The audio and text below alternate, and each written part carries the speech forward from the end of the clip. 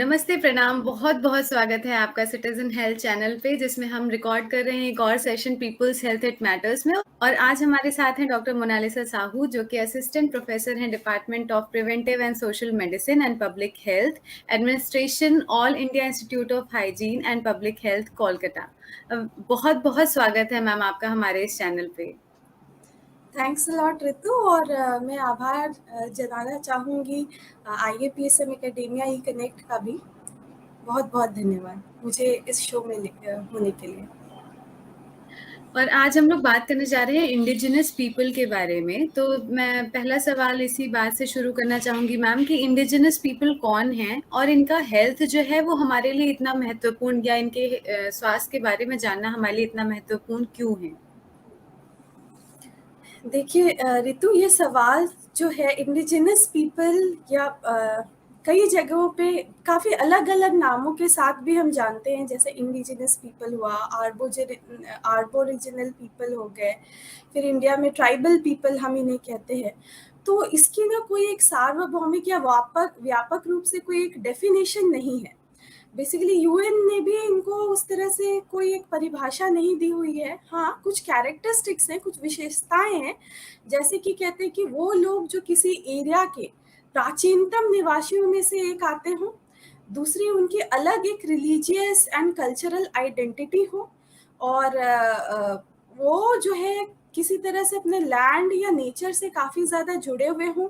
तो ये सारे कैरेक्टरिस्टिक्स जो है वो इंडिजिनस पीपल या आर्बोरिजिनल पीपल के होते हैं। पूरी ग्लोबल पॉपुलेशन में ऑलमोस्ट जो 5% हमारी पॉपुलेशन है वो इंडिजिनस पीपल की है। और आपको ये जान के ताज्जुब होगा कि दो वो लोग सिर्फ 5% ऑफ द ग्लोबल पॉपुलेशन है।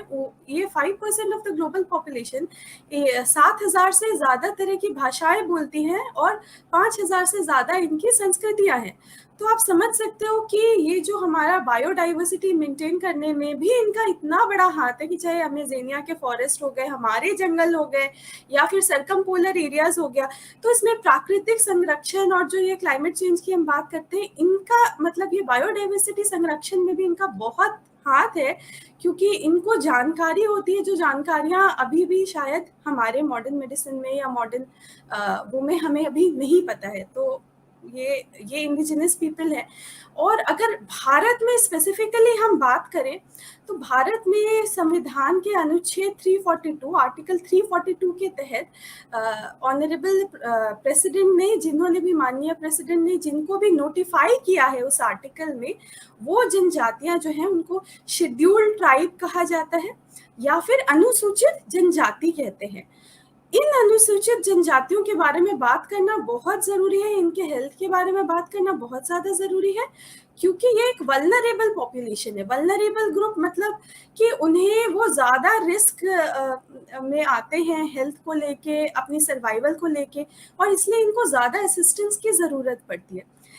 ये करीब-करीब हमारे 2011 सेंसस में देखा गया है कि करीब-करीब 705 ऐसे शेड्यूल्ड ट्राइब्स हैं, और उनमें भी कुछ 75 ट्राइब्स हैं जिनको पीवीटीजी या पर्टिकुलरली वल्नरेबल ट्राइबल ग्रुप्स कहा जाता है, क्योंकि इनमें देखा गया है कि लिटरेसी काफ़ी कम है, और इनमें जो है आपकी अभी तक जो इनकी टेक्नोलॉजी का लेवल है वो प्री एग्रीकल्चरल ही है। तो मोस्टली हंटर गैदरर्स और ये तरह की उनकी जो ऑक्यूपेशंस है, और इनके पॉपुलेशन में काफ़ी डिक्लाइन भी देखने को मिल रहा है। इसलिए इनको पीवीटीजी का जो है नाम दिया गया है, ताकि इनको एक्स्ट्रा सुविधाएं मुहैया कराकर इनको और ज़्यादा संरक्षित किया जा सके।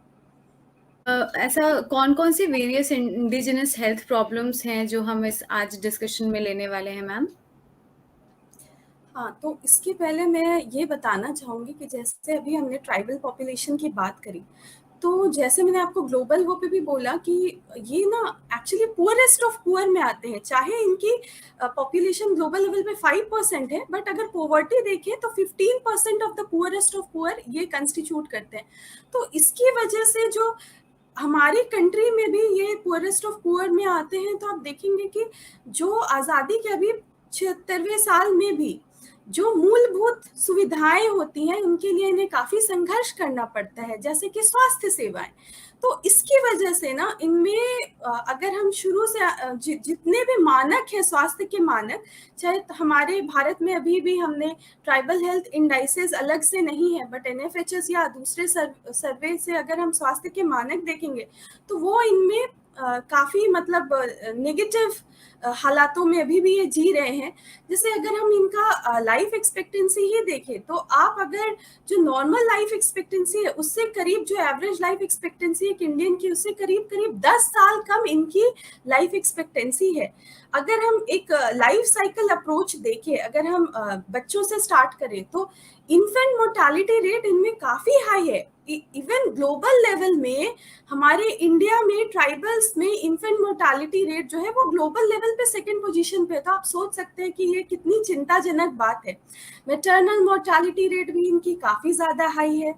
फिर अगर बात करें तो जैसे डिजीजेस, वेरियस कम्युनिकेबल डिजीजेस, इनमें 3 से 11% जो है कम्युनिकेबल डिजीजेस होने के, जैसे मलेरिया हो गया, टीबी हो गया, तो ज्यादा चांसेस भी है और मृत्यु दर भी काफी हाई है।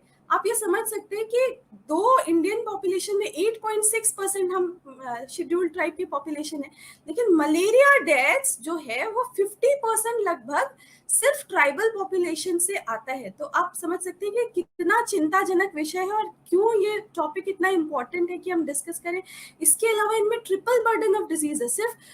सिर्फ ये कम्युनिकेबल डिजीजेस नहीं है, वेरियस नॉन कम्युनिकेबल डिजीज है, mental diseases, mental health issues हैं और न्यूट्रिशनल इश्यूज भी काफी ज्यादा है। तो इसकी वजह से ये सारी चीजें मिलाकर ना इनके हेल्थ को इम्प्रूव करने की काफी ज्यादा भी जरूरत है। और हेल्थ केयर डिलीवरी सिस्टम इनके पास अभी तक पहुंच नहीं पा रहा, क्योंकि एक आइसोलेटेड, ज्योग्राफिकली आइसोलेटेड एरियाज में काफी सारे लोग रहते हैं। जो बाहर रहते हैं वो स्पेसिफिक जो है एसटी पॉपुलेशन के लिए जो बेनिफिट है वो उनको नहीं मिल पाता।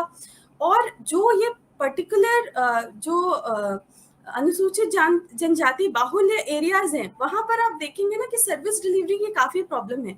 अगर अस्पतालों में करीब 28 to 40% अस्पतालों के नंबर्स में डेफिशिएंसी है या प्राइमरी हेल्थ केयर की भी डेफिशिएंसी है, और डॉक्टर्स, नर्सेज, आशाज, ये सारे भी जो है, क्योंकि हार्ड टू रीच एरियाज है, डिफिकल्ट टू वर्क एरियाज है, तो हमारा हेल्थ मैन पावर में भी करीब करीब 40 से 90% जो है डेफिशिएंसीज है। तो इसके ये सारी चीजों की वजह से इनका हेल्थ अभी काफी चिंताजनक बना हुआ है। मैम, जैसा आप बता ही रही हैं कि ये अभी इनको बहुत ध्यान देने की ज़रूरत है, तो एक मैं 2 क्वेश्चन मेरे दिमाग में आ रहे हैं। पहला, एक न्यूट्रिशन जो इनकी हेल्थ को इफ़ेक्ट करता हो, दूसरा मैंने क्लाइमेट चेंज की वजह से भी इनकी हेल्थ को इफ़ेक्ट होते हुए बहुत सुना हुआ है। तो मैम प्लीज़ थोड़ा-सा उसके रिगार्डिंग कोई इन्फॉर्मेशन अगर आप दे पाएँ तो? ये ऋतु आपने बहुत अच्छा सवाल पूछा है। और ट्राइबल हेल्थ में न्यूट्रिशन एक बहुत इम्पॉर्टेंट एस्पेक्ट है, और क्लाइमेट की वजह से भी न्यूट्रिशन इनका बहुत कुछ इफेक्ट हो रहा है, और ये चीज़ें ना काफ़ी इंटरलिंक्ड है। तो ये कैसे इंटरलिंक्ड है मैं आपको बता रही हूँ। जो हमारी ये ट्राइबल पॉपुलेशंस थी, वो उनका जो है ना सस्टेनेंस इकोनॉमी है। जैसे कि मैं आपको एक पीवीटीजी बिरहोर पॉपुलेशन की मैं आपको बात बताती हूँ, जिनमें है जो वो घुमंतु प्रजातियों में से आते थे। तो वो उनका था कि वो फॉरेस्ट से जो है फल फूल इकट्ठा करते थे, वो अपनी और जैसे रैबिट हुआ या तीतर, ऐसी छोटी मोटे जो है जानवर को पकड़ पकड़ लिया करते थे और वो खाते थे, और मधुमक्खी पालन, और ये इन सारी चीजों से उनके जीवन यात्रा चलती थी। अब क्या हो गया है कि अब उनका क्लाइमेट चेंज की वजह से एक तो डिफॉरेस्टेशन हो गया है, फिर एडवांसमेंट जो है मॉडर्नाइजेशन की वजह से अब उनकी ना उतनी पहुंच नहीं है फॉरेस्ट प्रोडक्ट्स पे जैसे पहले होती थी। तो अब जो उनका एक पूरा फॉरेस्ट का बास्केट था और इनकी जो डाइटरी डाइवर्सिटी काफी अच्छी थी, अब वो एक सिंकिंग बास्केट हो गया है। अब ये अपनी जगह से डिस्प्लेस भी हो गए काफी हद तक।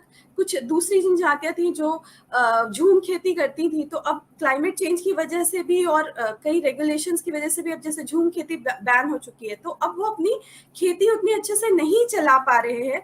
तो इसमें अब क्या है कि उनको एमजी नरेगा या फिर जो है पीडीएस सिस्टम ऑफ डिस्ट्रीब्यूशन पे, अब उनको पब्लिक सिस्टम ऑफ डिस्ट्रीब्यूशन पे उनको डिपेंड करना पड़ रहा है।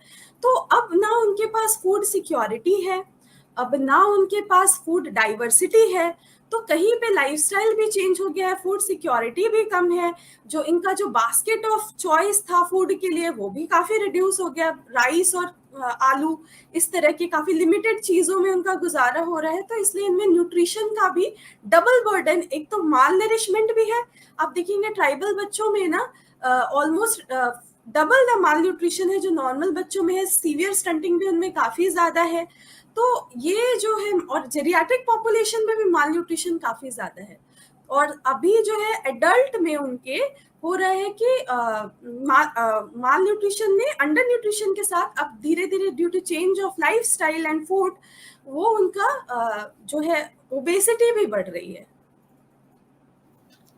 Ma'am, as a social person हम लोगों को तो ये कोशिश करनी ही चाहिए कि ये जो ट्राइबल इश्यूज आ रहे हैं ये ना आए, इनको हम मिनिमाइज करने की कोशिश करें, लेकिन गवर्नमेंट ऑफ इंडिया की तरफ से क्या क्या कोशिशें करी गई हैं इनके लिए?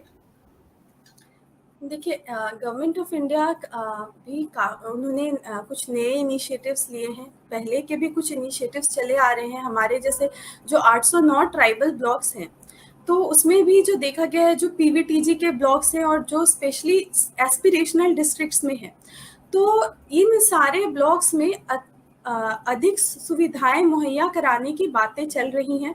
एक नेशनल ट्राइबल हेल्थ मिशन की भी बात हो रही है। अभी ministry of health and family welfare and ministry of tribal affairs, इन्होंने साथ में एक कोलैबोरेशन में एक प्रोग्राम चलाने का इनका है। इसमें इन्होंने इसके अलावा एक ट्राइबल हेल्थ ऑब्जर्वेटरी बनाई गई है। पहली बात तो कि ट्राइबल पीपल पे ना हमारा जो है डेटा काफ़ी कम है, और जो डेटा अवेलेबल है वो भी हाई क्वालिटी का नहीं है। मतलब जो सही परिप्रेक्ष्य में जो उनका जीवन है और जो डेटा हमारा, उसमें काफ़ी डिस्क्रिमिनेशन है। तो इसलिए उड़ीसा में इसे स्टार्ट किया गया है कि वहाँ ट्राइबल हेल्थ ऑब्जर्वेटरी बनाई गई है। तो ये जो राज्य है जहाँ पे ट्राइबल पॉपुलेशन काफ़ी ज़्यादा है, जैसे मध्य प्रदेश हो गया हमारा, मैक्सिमम वहाँ ट्राइबल हेल्थ पॉपुलेशन है, उड़ीसा हो गया, कुछ महाराष्ट्र हो गया, देन हमारे नॉर्थ ईस्ट के जो है वहाँ पे तो ट्राइबल कंसंट्रेशन ज़्यादा है क्योंकि लैंड एरिया कम है। तो ये सारी जगहों में उन्होंने स्पेसिफिक जो डिस्ट्रिक्ट्स जहाँ पे ट्राइबल पॉपुलेशन मोर देन 20% है, वो ट्राइबल बाहुल्य जो डिस्ट्रिक्ट्स है, उनमें स्पेशल प्रोग्राम्स चलाने का नया प्रायोजन है। और अभी जैसे है कि जो ट्राइबल एरियाज है, क्योंकि कहीं बहुत सारे लोग घुमंतु होते हैं, तो फिर नोमैडिक लाइफ उनकी होती है, तो वहाँ पे मोबाइल मेडिकल यूनिट्स पीएचसी से, जैसे आपके जो मेडिकल ऑफिसर्स है उसके अलावा मोबाइल मेडिकल यूनिट्स, और ऐसे भी पीएचसी के जो मानक हैं वो ट्राइबल एरियाज में जैसे 3000 पे सब सेंटर्स, सब हेल्थ सेंटर्स है, तो ऐसे इन्होंने ट्राइबल एरिया में ज़्यादा सुविधाएं देने की कोशिश करी हैं। और फंडिंग भी उन एरियाज में ज़्यादा, करीब 15,000 करोड़ की ट्राइबल हेल्थ खर्च करने की बातें चल रही हैं, बट अभी तक बहुत कुछ सब्सटैंशियल नहीं हो पाया है। लेकिन आशा है कि जैसे अब national tribal health action plan की बातें हो रही हैं, अभी डिस्कशन हो रहा है कि ब्लॉक लेवल पे जहाँ पे ट्राइबल पॉपुलेशन ज़्यादा है वहाँ पे ब्लॉक ट्राइबल हेल्थ असेंबली बनाई जाए। तो और आरोग्य मित्र 5 महिला और 5 पुरुष आरोग्य मित्र जो, और उनके वॉलंटियर बेस्ड ऑर्गेनाइजेशन जो ट्राइबल पॉपुलेशन से ही आए और वॉलंटियरिंग करें और वो उनकी ज़रूरतें समझे और उसके स्पेसिफिक वो हेल्प प्रोवाइड करें। तो ऐसे बहुत सारे वो किए जा रहे हैं। और उस साथ में जैसे 1000 स्प्रिंग्स योजना, स्प्रिंग्स की एक ये योजना है क्योंकि उनको पानी जो है, इन्वायरमेंटल सैनिटेशन की काफ़ी ज़्यादा प्रॉब्लम है, पानी वहाँ सही पोर्टेबल वाटर नहीं होता है, कई बारी हाई मिनरल्स जो उसमें होते हैं वो हानिकारक मिनरल्स भी होते हैं। तो उसके लिए स्वच्छ पानी मुहैया कराने के लिए जो 1000 स्प्रिंग्स योजना है, तो ऐसे काफ़ी सारी योजनाएं सरकार चलाने की कोशिश कर रही है, और आशा करते हैं कि हम सब जागरूक होंगे तो आगे ऐसे हमारे कोई भी, जो हमारा एम है कि कोई भी पीछे ना रह जाए, सब साथ मिलकर सस्टेनेबल डेवलपमेंट गोल्स अचीव करें। तो मैं आशा करती हूँ कि हम सब जागरूक होंगे तो एक दिन वैसा वो ज़रूर आएगा कि जब ट्राइबल पॉपुलेशन भी हमारे साथ कंधे से कंधा मिलाकर चलेंगी। सच में मैम, बहुत अच्छा इनिशिएटिव है और एक ये बहुत अच्छा टॉपिक रहा जिस पे हम क्योंकि हम जनरली इस बारे में सोचते ही नहीं, इस तरफ हमारा ध्यान ही नहीं जाता। Thank you so much ma'am, हम लोगों से बात करने के लिए, इस चीज़ के लिए अवेयर करने के लिए बहुत-बहुत धन्यवाद आपका। Thanks a lot Ritu, it was very nice talking to you.